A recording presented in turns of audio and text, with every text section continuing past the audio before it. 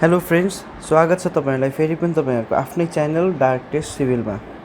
आजको हाम्रो क्वेशन रहेको छ draw a pentagon of length 40 mm in an isometric view. हामीले पहिलाको भिडियोमा हेरिहाल्यौं आइसोमेट्रिक भ्यू भनेको के हो। आइसोमेट्रिक भ्यू भनेको तपाईको 30 डिग्री एंगल हुन्छ र त्यसको तीनटा एक्सिस हुन्छ, X axis, Y axis, Z axis र एक्सवाई एक्सिसको बीचमा पर्ने प्लेनलाई एक्सवाई प्लेन भनिन्छ।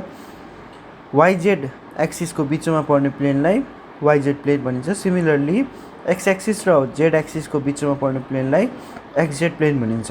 अब क्वेशन रहेको छ draw a pentagon of length 40 mm in an isometric view. हामीले तीनटै प्लेनमा एउटा पेन्टागनलाई बनाउने। अब पेन्टागन कसरी बनाउने त्यो पनि हामीले सिकाउँछु यो भिडियोमा। जसलाई पेन्टागन बनाउन आउँदैन कृपया यो भिडियो हेर्नु होला। यदि तपाईहरु हाम्रो च्यानलमा नयाँ हुनुहुन्छ भने काइन्डली सब्स्क्राइब गरिदिनु होला एन्ड नजिकैको बेल आइकन क्लिक गर्न नभुल्नु होला। ल अब हामी भिडियोतिर लागौं। ल अब 40 mm लेन्थको पेन्टागन बनाउनको लागि हामीले 40 mm लेन्थको हामीले एउटा होरिजोन्टल लाइन ड्र गर्छौं।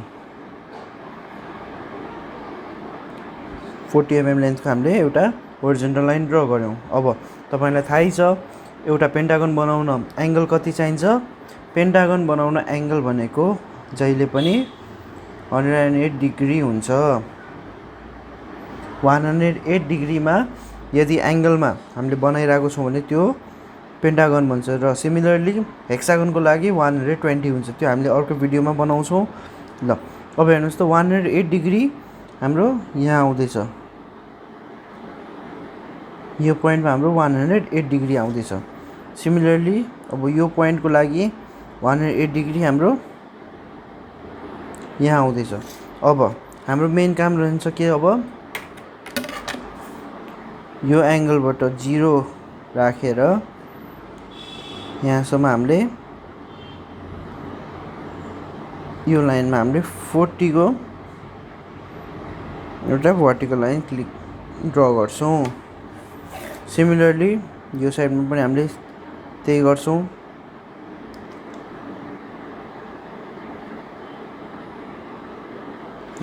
यति भइसकेपछि अब हामीले के गर्नु पर्यो, एउटा कम्पासको हेल्पले 40 mm डाया 40 mm डायाको बोथ साइडबाट इन्टरसेक्ट कहाँनिर हुन्छ हामीले त्यहाँनिर पेन्टागनलाई ड्र गर्छौं। अब इन्टरसेक्ट यहाँ भइरहेको छ, त्यही भएर हामीले पेन्टागनलाई हामीले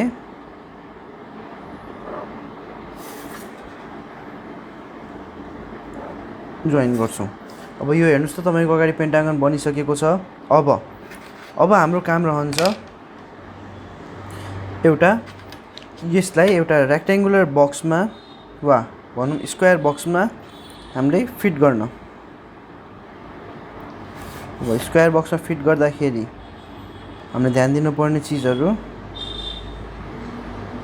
यी सबै हुन्। यो हुनु पर्यो तपाईको भर्टिकल र ग्राउन्डको जुन होरिजोन्टल लाइन छ त्यो चाहिँ तपाईको यो होरिजोन्टल हुनु पर्यो प्यारलल टु द ग्राउन्ड है। अब हेर्नुस् त एउटा हाम्रो बक्स बनिसकेको छ। अब यसलाई हामीले जनरल नेमिङ गर्दा सजिलो हुन्छ। जस्तै यो स्क्वायर बक्सलाई हामीले A B C D, similarly पेन्टागनलाई P Q R S T है। अब यति गर्यौं। अब यति गरिसकेपछि अब हामीले XY प्लेनमा सबभन्दा सुरुमा XY प्लेनमा हामीले यसलाई ड्र गर्छौं।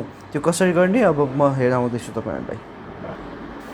ल फ्रेन्ड्स हेर्नुस् त हाम्रो यो XY प्लेनमा हामीले बनाउँदै छौं। XY प्लेनमा अब यो पेन्टागनको हामीले कसरी ड्र गर्ने भन्दाखेरि with the help of compass. अब यो प्लेनमा ड्र गर्दाखेरि यो हाम्रो X एक्सिस, यो हाम्रो Y एक्सिस हुन्छ। अब XY प्लेनमा ड्र गर्दाखेरि सबभन्दा पहिला पोइन्ट A देखि पोइन्ट B सम्मको लेन्थ मेजर गर्ने। यो हाम्रो पोइन्ट A यहाँ हुन्छ। पोइन्ट A देखि पोइन्ट B सम्मको लेन्थ मेजर गरिसकेपछि यसलाई इन्टरसेक्ट कहाँ हुन्छ, यो भनेको हाम्रो पोइन्ट बी भयो है। अब सिमिलरली पोइन्ट बी देखि पोइन्ट सी सम्मकोलाई इन्टरसेक्ट गर्ने मेबी यतातिर कतै पर्छ। सिमिलरली पोइन्ट ए देखि पोइन्ट डी सम्मकोलाई हेर्नुहोस्, पोइन्ट ए देखि पोइन्ट डी सम्म, पोइन्ट डी यहाँ पर्यो, यसलाई नेमिङ गरिदिइहाल्नु हामी, पोइन्ट डी यो भयो। अब पोइन्ट डी देखि पोइन्ट सी सम्म, पोइन्ट डी देखि पोइन्ट सी सम्म हाम्रो इन्टरसेक्ट यहाँ गरियो भनेपछि हाम्रो पोइन्ट सी भयो है। अब यति गरिसकेपछि अब हामीले यो सबैलाई पेन्टागनलाई कनेक्ट गरिदिन्छौँ।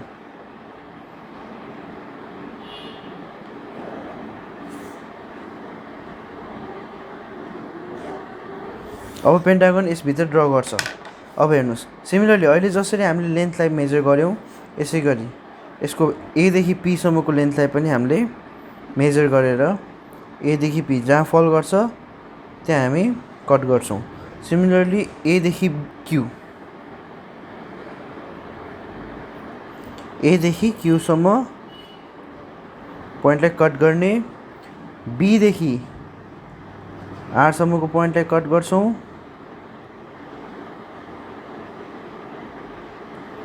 बी देखि आरसम्मको पोइन्टलाई कट गर्छौँ, सी देखि एससम्मको पोइन्टलाई कट गर्छौँ। तपाईँ हेर्न सक्नुहुन्छ सी देखि एससम्मको पोइन्टलाई कट गऱ्यौँ। सिमिलरली ए देखि टीसम्मको पोइन्टलाई हामी लास्टमा कट गर्दैछौँ। अब हेर्नुहोस्, यो सबै पोइन्ट हाम्रो आइसकेपछि यो पोइन्टलाई पनि ड्र गरेर हामी सबैलाई जोइन गर्छौँ। यो हाम्रो यो यता जोइन भयो, यसको नाम आर भयो, यो हाम्रो क्यू हुन्छ, यो हाम्रो पी छ, पीलाई टीसँग कनेक्ट गर्छौँ, यो हाम्रो टी भयो। अब यसलाई हामीले यससँग कनेक्ट गर्दा यो एस हुन्छ, एस र आर हामी कनेक्ट गर्छौँ। हेर्नुहोस्, यो कम्प्लिट फिगर भयो तपाईँको एक्सवाई प्लेनमा। एक्सवाई प्लेनमा हाम्रो पेन्टागन कस्तो देखिन्छ भनेर हेर्नुहोस्। अब यो मेबी हेर्दाखेरि तपाईँलाई रङ लाग्न सक्छ, किन भन्दाखेरि स्क्वायरमा यो हेर्दाखेरि तपाईँको यस्तो देखिरहेको छ, तर म एउटा कुरा तपाईँहरूलाई क्लियर गरिदिउँ, यो स्क्वायर हो है।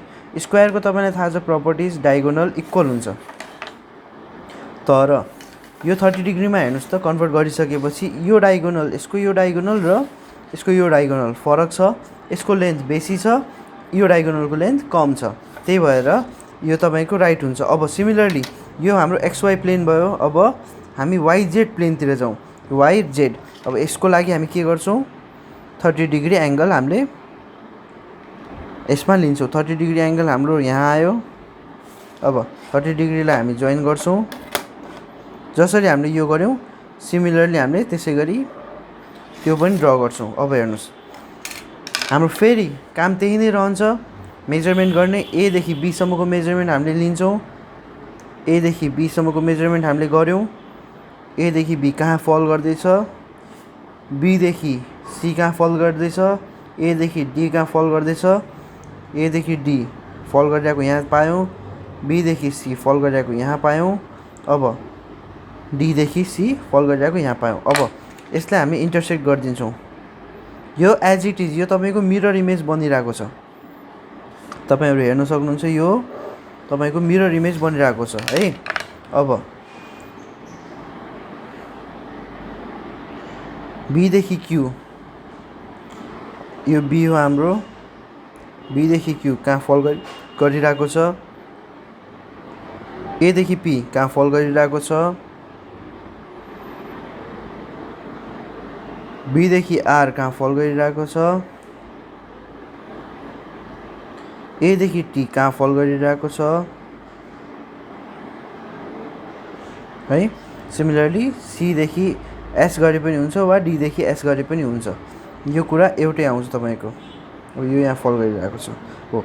अब यति गरिसकेपछि हेर्नुहोस् त, यो ए, यो बी, यो सी, यो डी, अब यिनीहरू सबैलाई हामी फेरि इन्टरसेक्ट गरिदिन्छौँ।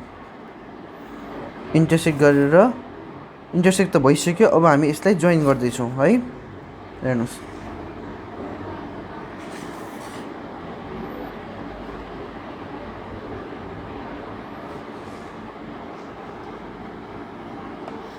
अब एउटा हाम्रो काम भयो यो। अब एउटा हाम्रो काम के बाँकी रहन्छ, यसलाई नेमिङ गरिदिने जुन हाम्रो छ PQ। अब हेर्नुहोस् त तपाईँको फिगर रेडी भयो। YZ प्लेनमा पनि तपाईँको फिगर अब रेडी भयो। अब कुरा कहाँ आउँछ हेर्नुहोस्, हामीले सबभन्दा पहिला के भनेको थियौँ, XY प्लेनमा हाम्रो Y र X एक्सिसको बिचमा हुन्छ, Y र एक्सिस र X एक्सिसको बिचमा हाम्रो एउटा फिगर बन्यो।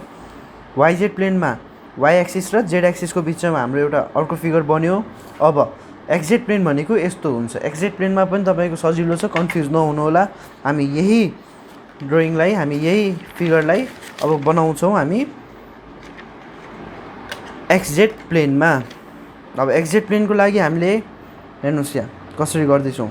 अब एउटा कुनै पनि एउटा पोइन्ट लिन्छौँ, मानौँ यो पोइन्ट। अब यो पोइन्टबाट प्यारलल राखेर एउटा 30 डिग्रीको लाइन यतातिर, 30 डिग्रीको लाइन यतातिर है।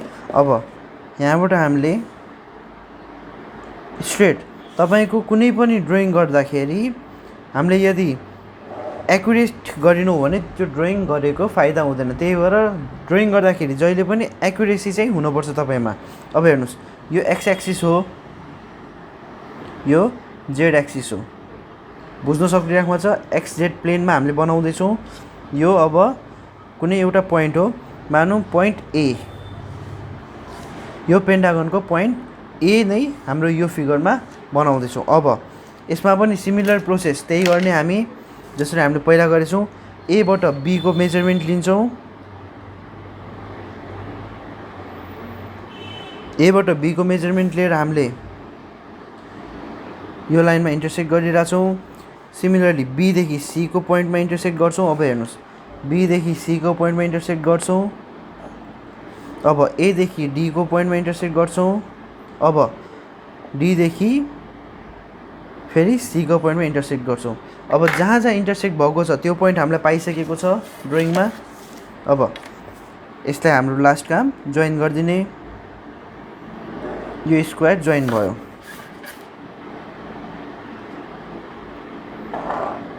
अब स्क्वायर जोइन भइसकेपछि A, B, C and D यो नेमिङ हामी गर्न सक्छौँ।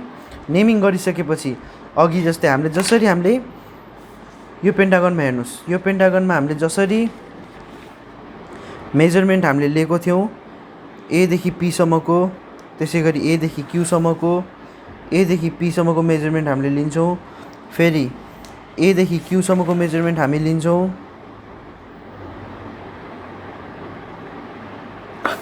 A देखि Q सम्मको मेजरमेन्ट पनि हामी लिन्छौँ। अब B देखि R सम्मको मेजरमेन्ट हाम्रो लिन छ हो।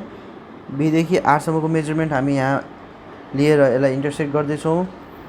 C देखि S सम्मको मेजरमेन्ट लिन छ, C देखि S सम्मको मेजरमेन्ट लिन्छौँ। अब A देखि हेर्नुहोस्, A देखि T सम्मको मेजरमेन्ट लिन छ, A देखि T सम्मको मेजरमेन्ट हामी लिएर कट गर्छौँ।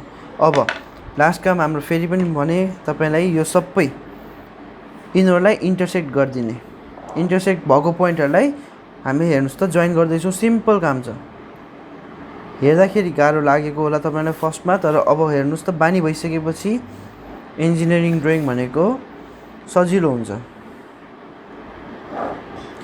हेर्नुहोस् भयो। अब P, Q, R, S, T।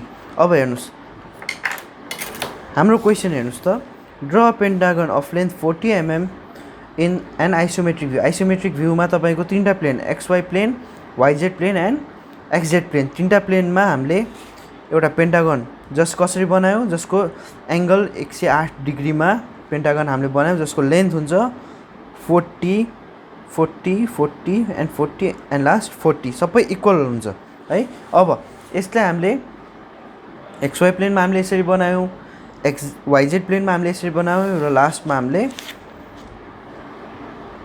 ZX प्लेनमा हामीले यसरी बनायौँ। यति गरिसकेपछि हाम्रो क्वेसन समाप्त हुन्छ। भिडियोलाई अन्तिमसम्म हेरिदिनु भएकोमा धेरै धेरै धन्यवाद।